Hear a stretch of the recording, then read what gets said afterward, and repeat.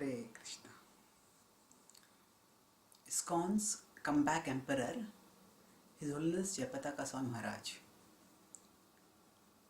Recently I saw a video of His Holiness Jayapataka Swami Maharaj leading Kirtan in the Kirtan Mela in Mayapur. Maharaj was, it was a heart-rending experience to see how Maharaj was exerting himself to, despite his many bodily inconveniences, to sing with such intensity, such devotion, such fervency. Although I saw that video several days later, and although I was thousands of miles away from Mayapur, still the spiritual potency of that sound of the kirtans was so apparent, so clear, evident, and even more striking than that spiritual potency of the sound was the determination of the kirtanier, of Jayapataka Maharaj. He was, we all know that he had a devastating stroke, and yet here he was, right in the heart of the devotee community, at their center as a commander, leading the forces by sending out the ecstatic weapon of the holy name, which was dissipating illusion and distributing ecstasy to everyone who was fortunate enough to hear that sound coming from his lotus mouth. Now, in sports, if somebody has an injury and then after that person comes back, he said that person has made a comeback. So in tennis, there was a tennis champion, Rafael Nadal, who suffered a very severe injury to his foot, and then he was sidelined for a long time, and some people thought it might be a career-ending injury, but he came back and he came right to the top, becoming number one. So he was celebrated as the comeback king. Now, His Holiness Jayapataka Maharaj deserves to be called the comeback emperor. Why comeback emperor?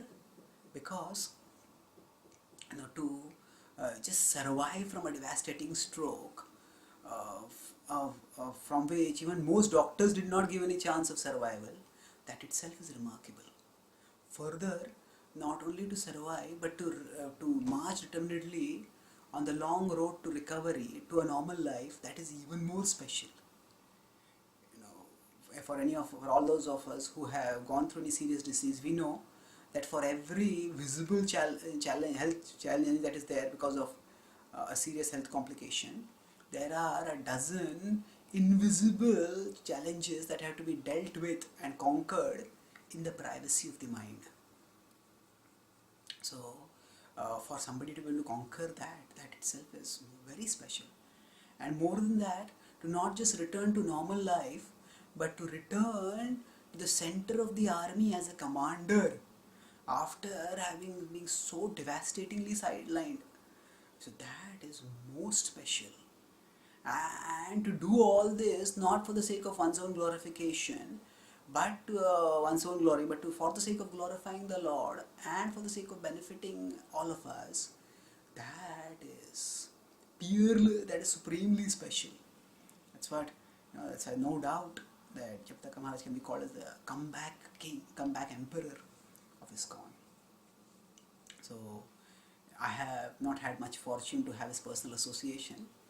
The only time when I had his direct association was once when a youth festival in Calcutta. Actually, Maharaj was supposed to give a talk on the topic of recession. This was around 2008-2009, that time, and the recession was there in the world. So I had written a book on that topic, and I had prepared a PowerPoint show also. So I showed it to Maharaj, and Maharaj asked me to delete some slides so that all the slides, so that he could speak adequately on the slides that were there. Then when I started then I operated the slideshow and I started moving the slides, and Maharaj started speaking. Although speaking was difficult for him, but what he was speaking was amazing. He was drawing on Maharaj has traveled all over the world, not just once or twice, but for many decades, many times. He was drawing on his experience of global experience, and he was exposing how the promises of greed are false and futile. And greed was, of course, the cause of recession and the economic meltdown that happened at that time. And then, because Maharaj asked me to cut down some slides, so I had deleted some slides.